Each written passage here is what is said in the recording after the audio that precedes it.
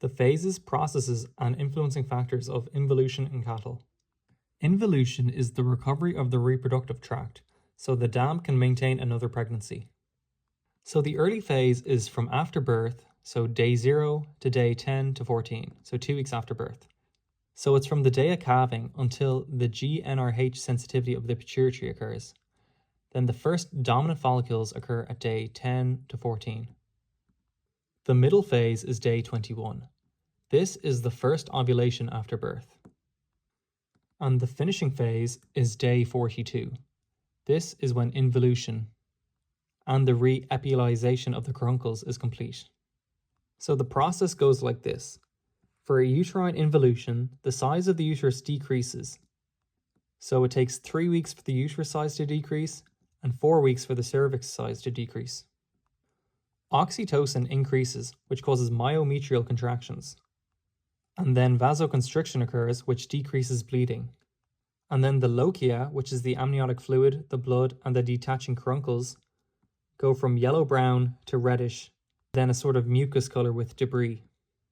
The uterus is half the size by day 5, and then it's complete back to its normal size within 3 weeks. Cervix involution takes 30 days, so around 4 weeks. The endometrium regeneration takes 25 days to 8 weeks. This consists of detachment of the allantochorium and desquamation of the caruncles. It is complete within 25 days. Complete regeneration of the deep layers takes up to 8 weeks. The return of the cyclicity of the ovaries takes 21 days for the first ovulation. At max, it'll take 42 days. P3 decreases after calving, and then GnRH increases, which increases FSH, which causes follicular waves. And then the first ovulation happens at day 21. But it can take longer due to a high milk yield, which causes a negative energy balance.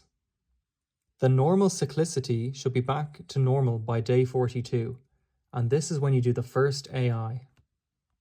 The factors influencing involution are negative energy balance, blood calcium, and retention of the fetal membranes. A negative energy balance causes fat mobilization, and this causes ketone bodies to increase.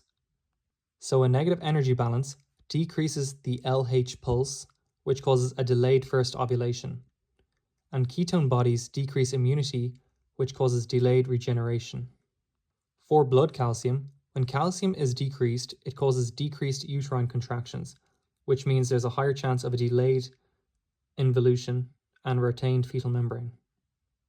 Also, when calcium is decreased, there is a lesser immune response, which also contributes to a negative energy balance.